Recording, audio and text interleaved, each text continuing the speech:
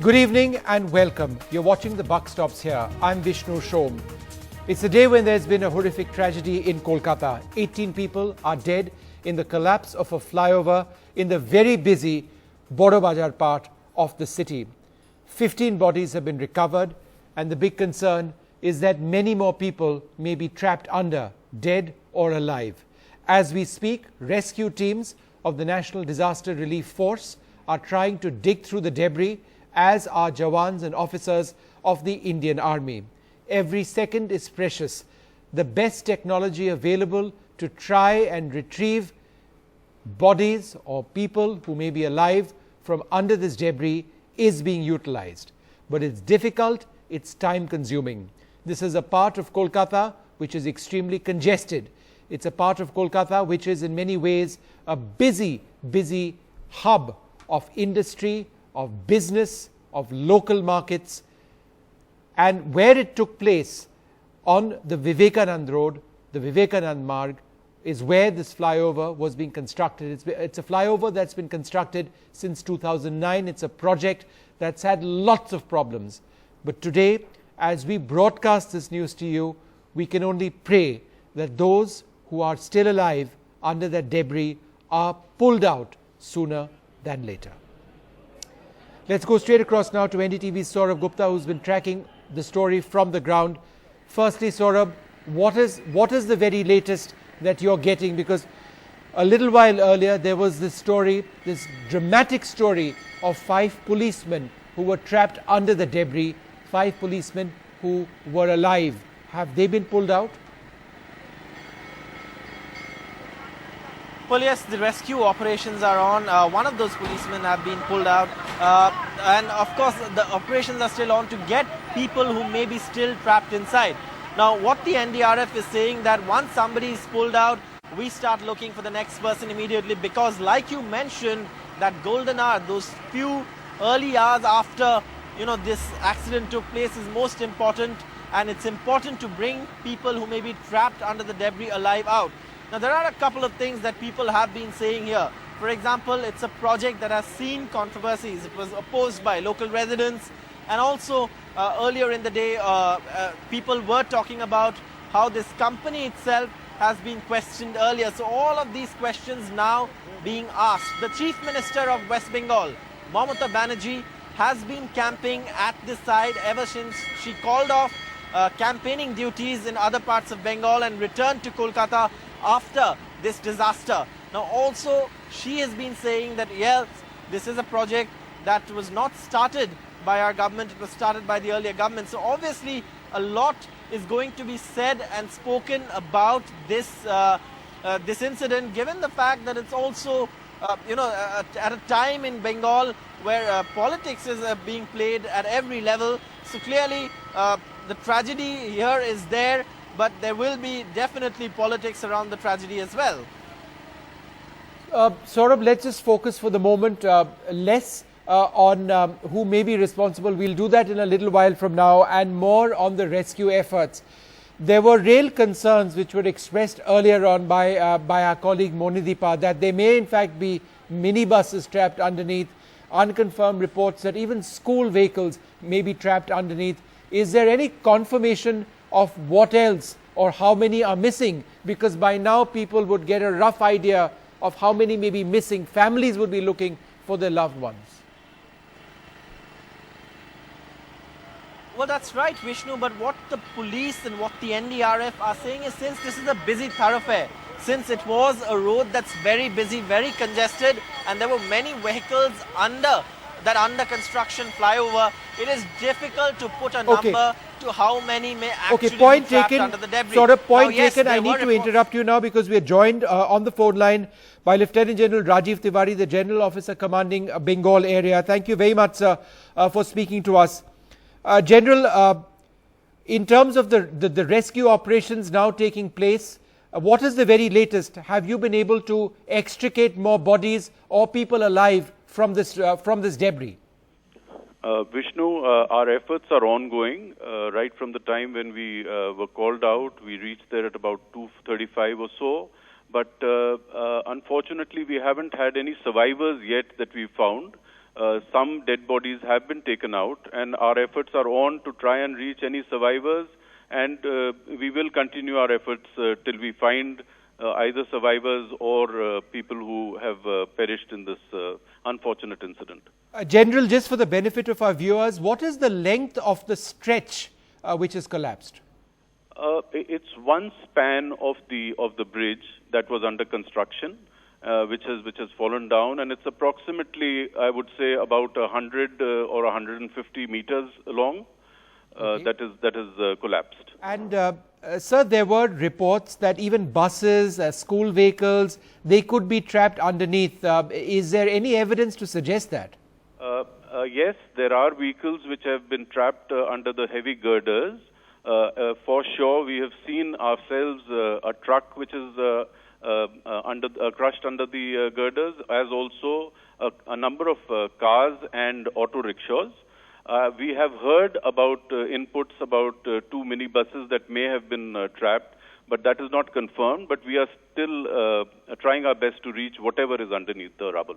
General, are there voices that you can hear underneath, areas that you're trying to focus on because you know that there are people trapped there as we speak? No, we are trying our best, but we've heard no voices. In fact, the NDRF has some equipment wherein you can insert a camera into crevices and try and locate anything that is moving.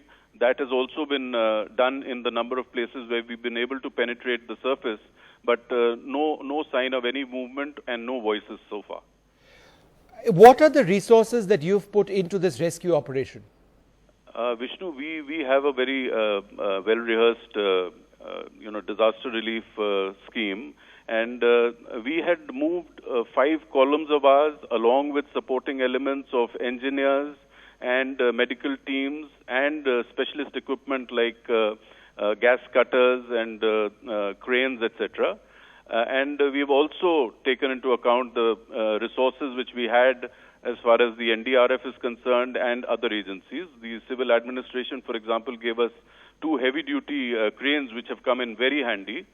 So all those resources have been put into service. And so you're going to remain there for as long as it takes. It goes without saying, right? Absolutely. We will go down right to the last debris in order to search for any survivors. We are praying that there are some survivors, but we will not stop till we reach the bottom of the debris.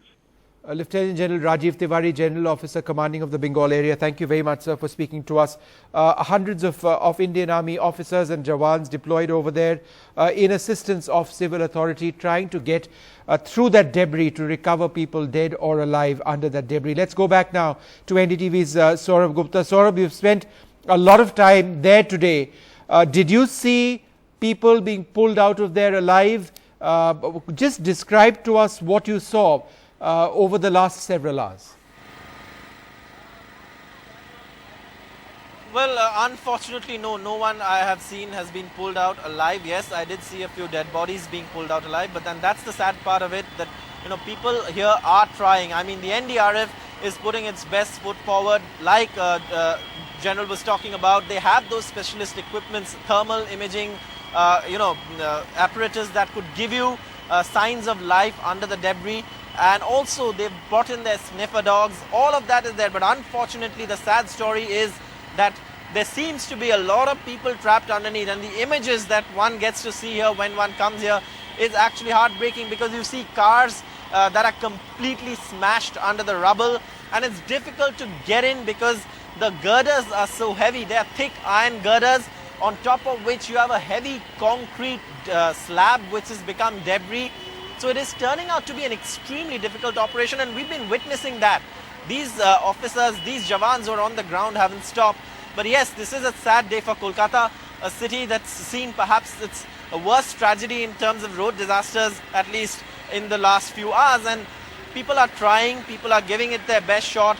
But yes, unfortunately, very, very little good news coming out of here.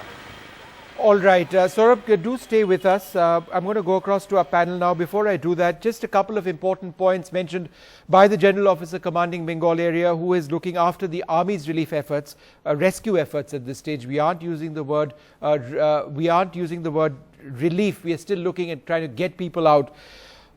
There are vehicles that he says that have been seen under heavy girders, trucks, cars, autos, and very significantly, he has heard about minibuses being under that debris as well. One just hopes that information is not entirely correct. If there are minibuses, were they loaded minibuses? How many people were on them? Saurabh Gupta has a point to make. Saurabh, go ahead. Yes. Vishnu, the important thing to note is on this road, there are a lot of minibus routes that apply. So, yes, the possibility of minibuses being trapped underneath that debris is pretty much there. Most of the bus routes that ply on the Vivekananda road that come in from Howrah station towards North Calcutta, many of those buses, for example, a bus that plies from Howrah to Nagir Bazaar uses this route. And so there are the chances of buses being trapped underneath, and that's something that cannot be ruled out till people actually reach the bottom of the debris. Yeah, okay. Thanks very much, Saurabh. Again, we'll come back to you in a few moments. Let's go across to Suhail Seth, who's been brought up in Kolkata. Also, the urban planner Chandrasekhar Prabhu joins us at this stage. Suhail, let me come to you first. A few hours back when we were discussing this, you felt that this was almost a tragedy which was going to happen in Kolkata. It's chaotic. It's a crisis when it comes to development like this in the city.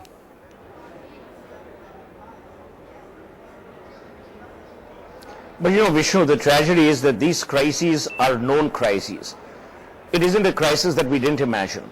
Calcutta has had a history of these kinds of crises, whether there are fires, whether there are collapses of buildings, blah, blah, blah.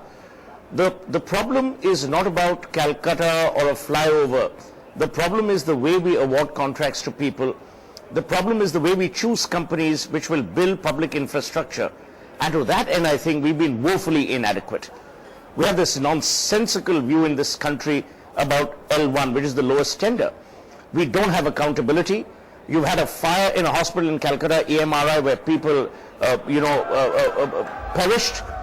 The promoters went to jail and nothing happened. They went out of jail. The judicial process is tardy. People are using every trick in the book to get away. So the point that I wish to make is, unless you have deterrent punishment, unless you create an architecture of public infrastructure which is adequate, safe and purposeful, you will have these things repeated. It's not about one flyover in Calcutta. It's about the way we look at public infrastructure in our country. It's almost as if it doesn't matter.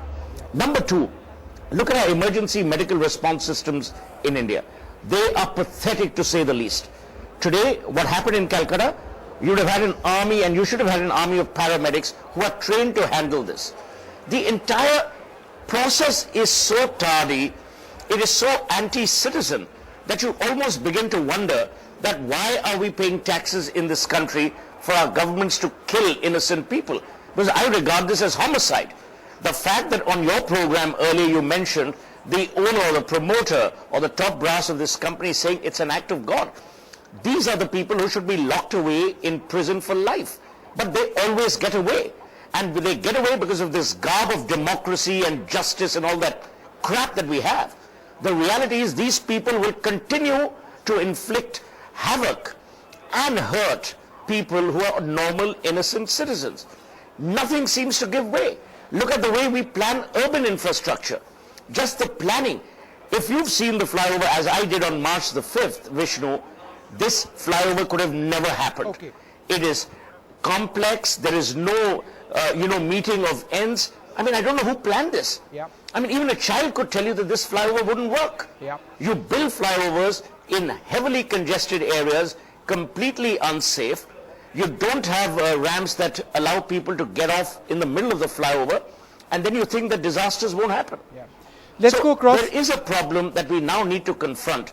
We need to use this tragedy to learn lessons. Yep. Let's go across to Kakoli Ghosh, the Trinamool Congress MP. Thank you very much for joining us at this stage. I don't want to get into, who is responsible, the Trinamool or the left. But ma'am, before I come to you, just bear with me. I want to go across to NDTV's Monideepa Banerjee, who has a live update. Monideepa, go ahead.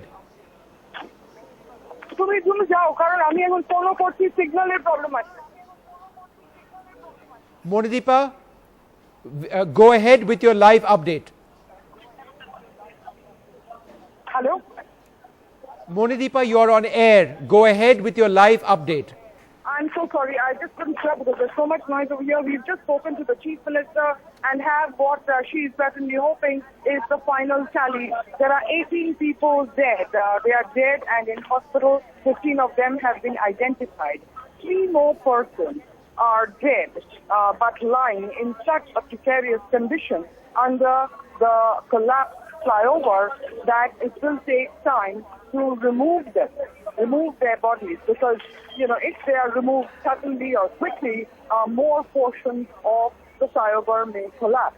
The Chief Minister also said that 85 people have been injured, but most have been given treatment and sent home. There are about 15 to 20 people left in hospital at the moment, and she is going to visit them. On the builders of the company, on their statement that, you know, it was God's intervention, or it was a disaster caused by God and not because of any technical malfunction on their part, Mamata Banerjee was very categorical. She said that's absolutely rubbish. We have to thank God that more people have not died. And we will take the most stringent action against this Hyderabad. On what basis does Mamata Banerjee say that more people have not died? Or is this because they are certain that this is where this tragedy ends? Because the army, for example, have heard about minibuses, autos, cars, trucks, vehicles under heavy girders. So how is there a sense that the government believes that no more people have died?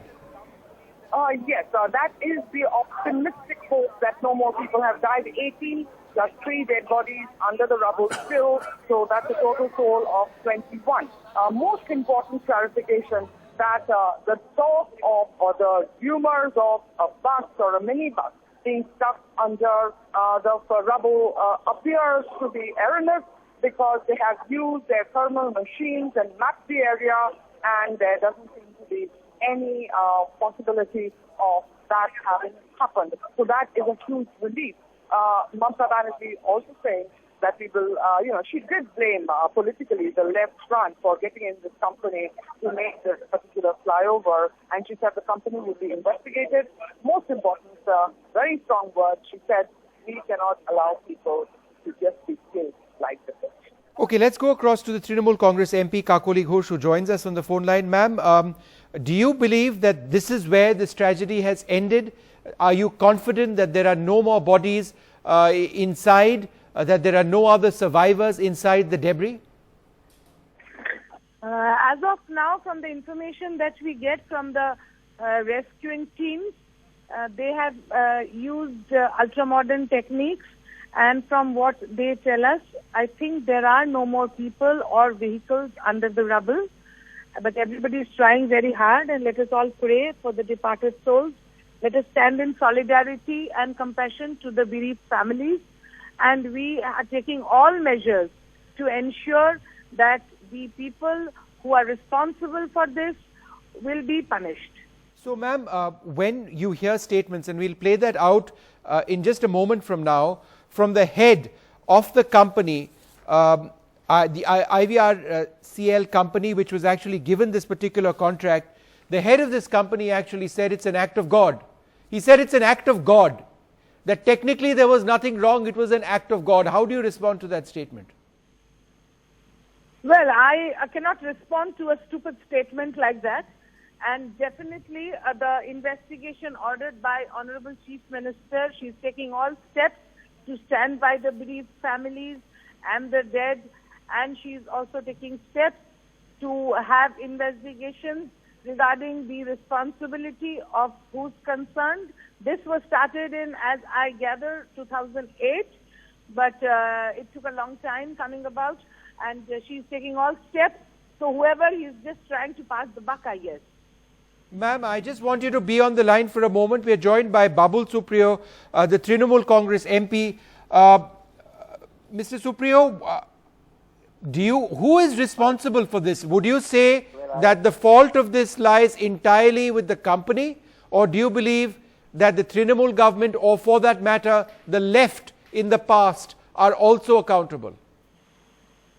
Well, it's quite alarming and very, I am really appalled to see that I do not know, one of my colleagues from Trinamool Congress, in a sense, a colleague from the parliament must be speaking right now, but the very fact that they are bringing in 2008, 2009 under CPIM in a tragic moment like this absolutely shows the mindset of the regional government. What do they mean by this Honorable Chief Minister doing her best to take care of the dead and the injured and all that? Obviously, that is what she's supposed to do. What was she doing in executing this project, which was getting done in the middle of a densely populated area where I have No, grown but up. this was a And project what started about by the what left about in the the past. You can't reminders dismantle that a project which is underway, no, can you? Excuse me?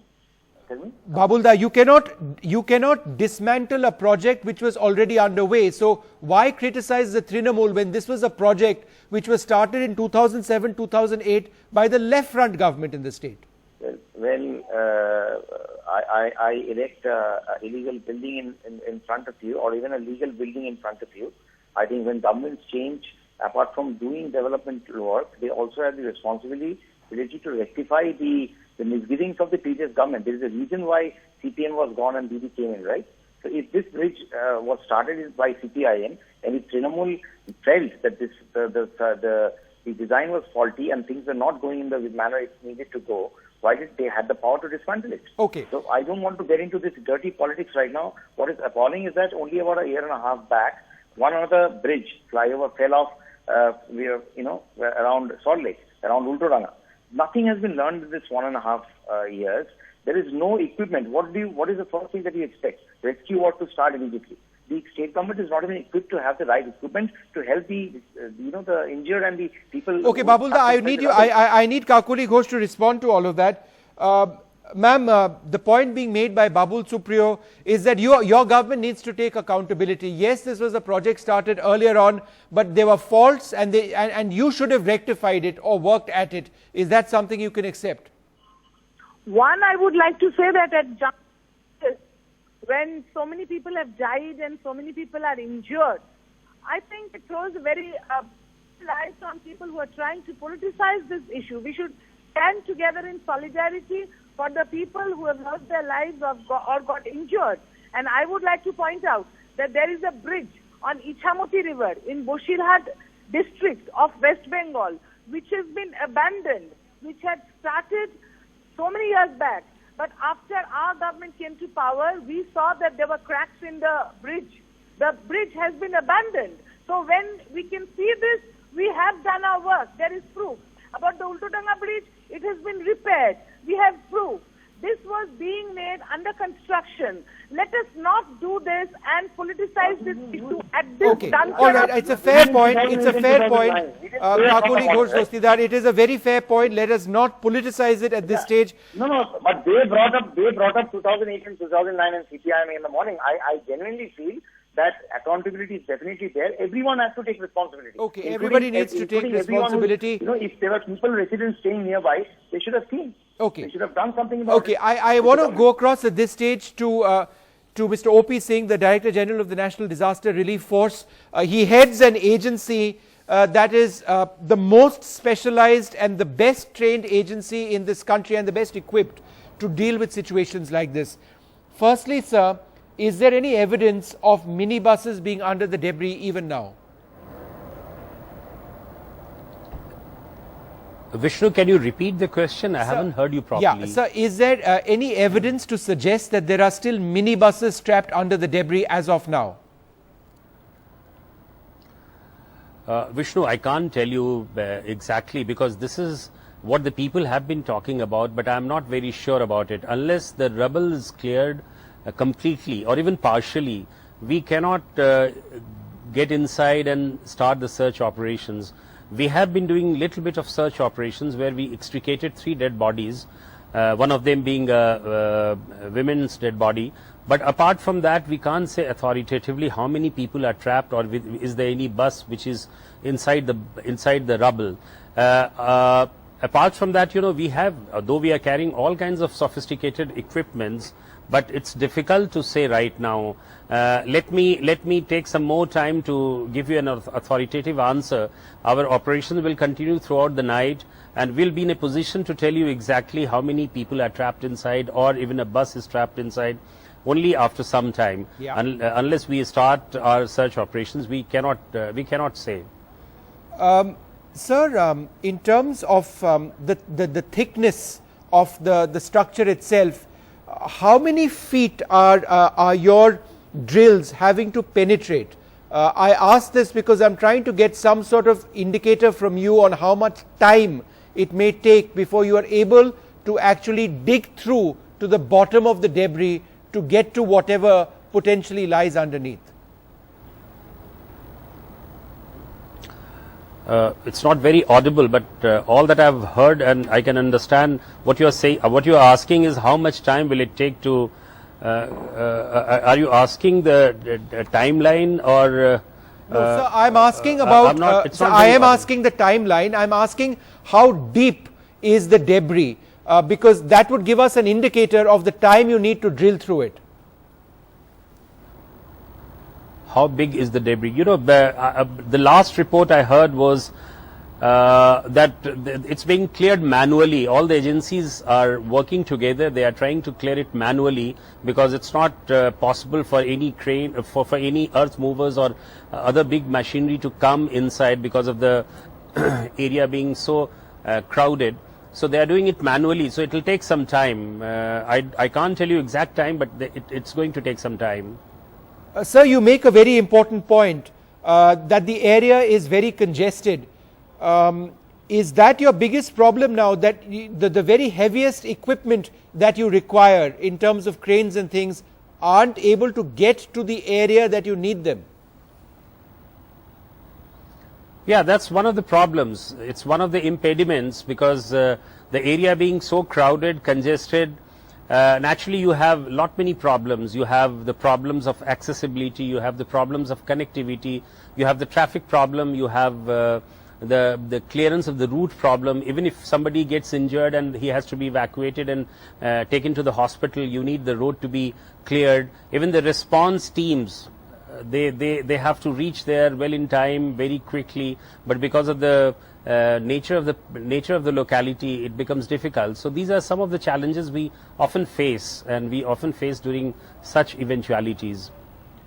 All right, and sir, a couple of other questions. Firstly, the equipment that you are using, and we've seen this in Nepal as well. So you've got acoustic sensors to pick up sound, is that correct? Thermal cameras, what else are you using? Yeah, absolutely, you said it right. We are carrying all kinds of equipments through noise, through sense, through cameras. We try to capture the images. Victim locating cameras are there, and the life detectors are there. So we are carrying all those equipments, and we are also carrying our sniffer dogs. We have our different kind of cutters, gas cutters, angle cutters. If we have to cut anything, the concretes or the iron sheets, then perhaps we can cut them. Then we have the hydraulic jacks also, through which we can lift something. Air lifting bag is there. Then you have the chipping hammers. All these equipments are there. We are not short of equipments. All that we need is that the little bit of clearance of the rubble, so that we can start our search operations in a very massive and professional way. We have been doing it for the last couple of hours, but not very effectively because of the rubbles. All right, Mr. O.P. Singh, thank you very much for speaking to us. The Director General of the National Disaster Relief Force, talking about the rescue efforts which are taking place in Kolkata. Thanks very much indeed. We are also joined at this stage by Ronnie Sen. He's a photographer in Kolkata. He sent us a lot of photographs which we'll play out as well. We are joined by Chandrasekhar Prabhu, the architect and urban planner, and the activist Nilanjana Chakravarti also joins us. Before I go across to them, I'd like to just play out a quick soundbite of what the head of this company, IVRCL, had to say when asked what went wrong. And we already done almost 65-70% of the work is already over.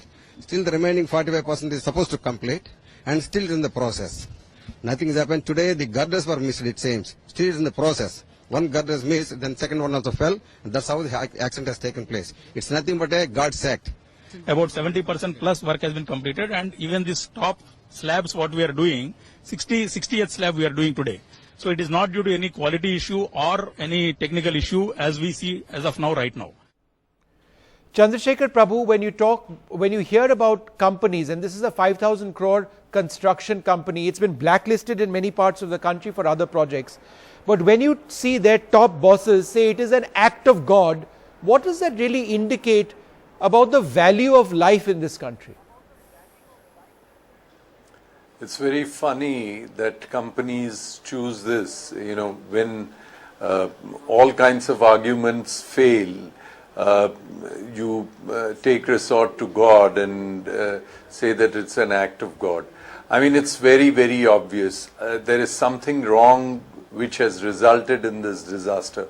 Either it's the design which is faulty, or the technique of construction which is faulty, or the materials that have been used and utilized that is faulty, or there has been some accident wherein some member, some strong structural member or girder has pushed something resulting in these girders collapsing. It can't just happen out of itself. A perfectly stable bridge cannot just collapse on its own. There has to be some external trigger for that, and we really need to find out what that is. Perhaps it's too early in the day to find, but when all these agencies are probing into it, there would be someone who will have to look at why this actually happened. And I'm sure it's very easy to blame or put the blame on God and say it's an act of God.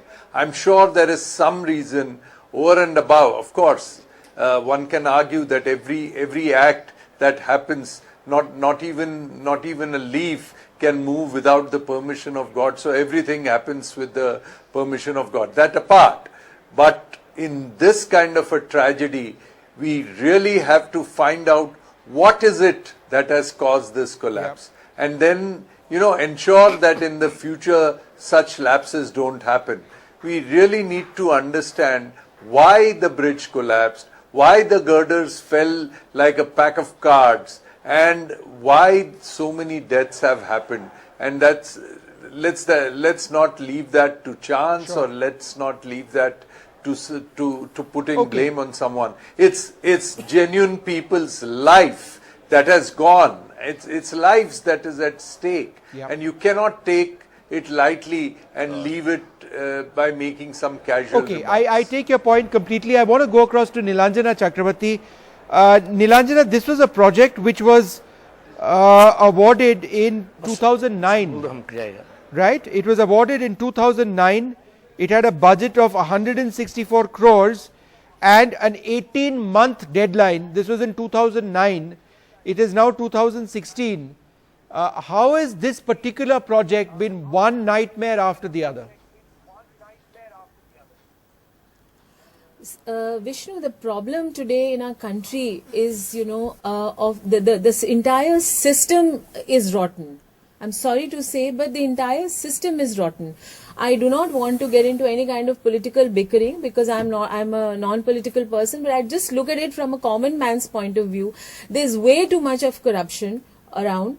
First thing. Second thing is this system of awarding contracts, to certain contractors, that is a huge question mark all over India, I think. And here also it's no big riddle to understand that.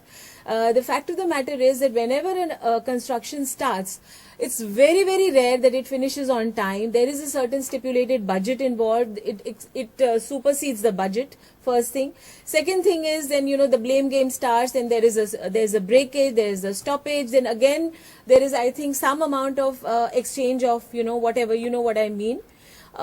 exchange of hands here and then again the project starts. So honestly speaking, it's only the money factor that counts. There's no accountability, there's no responsibility, and I'm talking about the especially about the contractors here in Calcutta especially, and other parts of India as well, where I have seen roads are being repaired, roads are being taken care of. After a few months again they are in a state of disarray. This area is absolutely a crowded area. Just a month back I happened to pass that area because I wanted to buy something from the wholesale market. It was a nightmare for me, and do you know that this flyover almost gets into people's homes? So whoever's designed this flyover, I'm a layman, I do not understand anything about engineering, right, but I can tell you from a naked eye that it was absolutely bizarre, and there are buildings which are more than 100 years old. Yep. So how do you construct a flyover on such a location? Yep. How was it okayed? So there are a lot of questions which remain to be answered. And second thing, the most important thing is now what we really need to see is that there are many other flyovers which have been built, completed. So we need to ensure that they are in the right order. There needs to be some sort of audit of them. I take that needs point. to be done. A committee needs to be set up. A neutral committee needs to be set up, whereby complete transparency has to be there. Okay, because it's a question of I take those points completely, Nilanjan. I couldn't agree more. There needs to be an audit of many other projects in West Bengal, not just in Kolkata. Ronnie Sen, a photographer in the city and in that area, has taken a lot of incredible photographs, and we're going to actually play out some of the photographs that he has taken. Ronnie, you believe that many more people were actually trapped underneath it than what has perhaps been reported. As a photographer and an eyewitness over there, is that what you still believe? See, the whole area is quite big. If you see at a stretch, it's about 100 meter, which has fallen down. So on a Thursday morning, on a Thursday afternoon, the amount of traffic that one would expect in a city, on a road like that. So we aren't very sure what is underneath, because these are all heavy iron and concrete debris which is there, and we would not get any proper idea of the entire damage since the entire rescue operation is finished. So I was there since very early. The moment I heard something like this is happening, I was there. So now the thing is that there's too much of chaos on the ground. I don't know how well coordinated the entire rescue operation is going on. And now what has happened is that I saw that a lot of politicians coming. So, and what it does is that, it increases the chaos, which is already there. Everybody wants to go there, see what has happened. And this sort of scene has actually, it has become very difficult for people to work there. And now when these guys are saying that, please don't politicize the whole issue, there's something that I would, as a citizen of this city, I would like to say that let the politicians, in fact, let them promise that they would not come and inaugurate these flyovers when they are done. There would not be any kind of pressure to finish these roads, these flyovers. So these are very important questions that the city has to ask, that who are the people who are designing this, who are the people who are planning this. You don't make a flyover like that in that stretch. If you go down there, you will see there's hardly 2-3 feet distance from the balcony to the flyover. So all these kind of things has to be looked at, and there has to be accountability. Okay. That who are asking for this, who is actually benefiting from this, and so on. Okay, I take all of those points, Ronnie Sen. Thank you so much, and also thank you for sharing those photographs of yours. We're going to try and pull out an interview that Monadipa Banerjee has done with Chief Minister Mamta Banerjee just in the last few minutes. That will be on air in just the next few minutes, and will give you an idea of the latest that the state government believes is the situation over there. But from what we know, 18 people are dead, 14 people, bodies have been identified, 70 people are injured. We are told some of those injuries are very serious. The Indian Army rescuers over there have noticed vehicles under heavy girders, trucks, cars, autos. They've heard about minibuses as well, but there are now accounts suggesting that in fact there may not be minibuses under that debris. We can just hope about that. All right, let's just go straight now to that interview of that my colleague Mondeepa Banerjee has done with the Chief Minister of West Bengal. Ms. Mamata Banerjee has cut short her election campaign to rush to the spot after the disaster. Not only cut short, I postponed all the program because Kolkata Police Commissioner, he gave me information just साथ में दिया था. Then I just came back and we were sitting here about 10 hours and not only me, my Chief Secretary, Home Secretary, my CP, all the West Bengal government families, along with all the disaster management team and common people, all of we are working together. 21 people dead. Didi, what would you say to their families tonight? This is a very big human loss, and the incident is very. If you ask me the scale of incident, that is very bad. And some construction company, we are taking all action against of them. This tender was floated, I think 2007, the order. Left CPM time, left on time, not our time. And this work started 2009, in their time also. So that will be details inquired by the inquiry committee. Under Chief Secretary, there is an inquiry committee has been set up, where Home Secretary and others, they are the member. And also he set up this Chief Secretary, a experts committee from technical things, from Kharagpur IIT. They have set up experts team so that they should find out the details. Who are responsible, how is it responsible and all this. The criminal part and the crime part that Kolkata police will take care. You have said that the company was blacklisted by the railways. No, that I never said, because I do not know this company.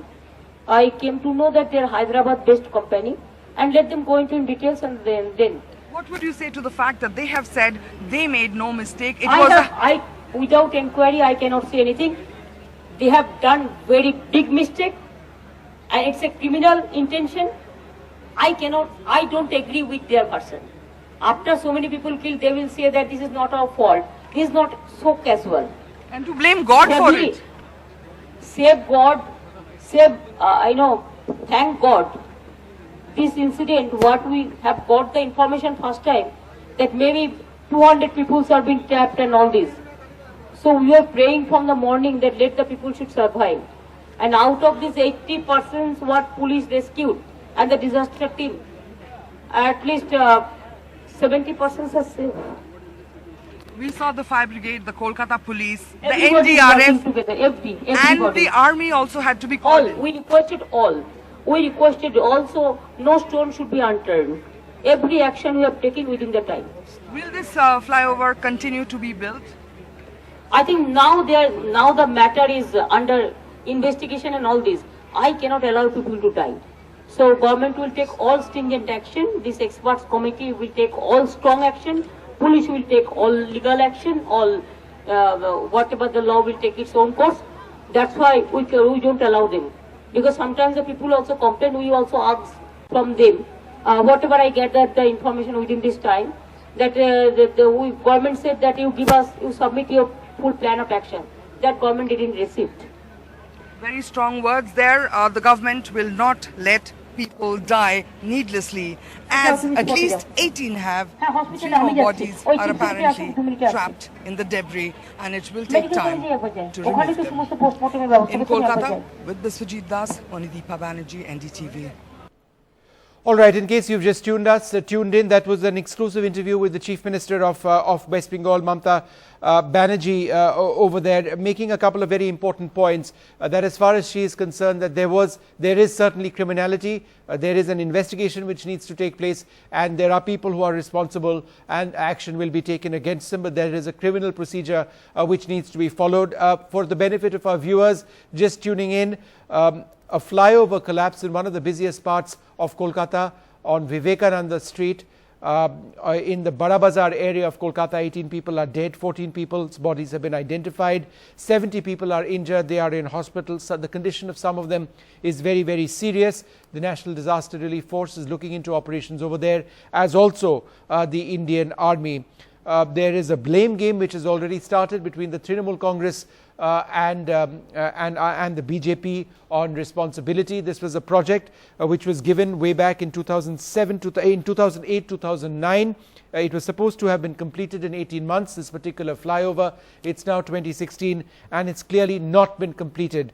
This is a company where the leadership of the company actually said that that they've done many projects like this in the past, and this was an act of God which had resulted in this tragedy today. That is an explanation which a lot of people don't accept at all. We'll take a short break. Do stay tuned.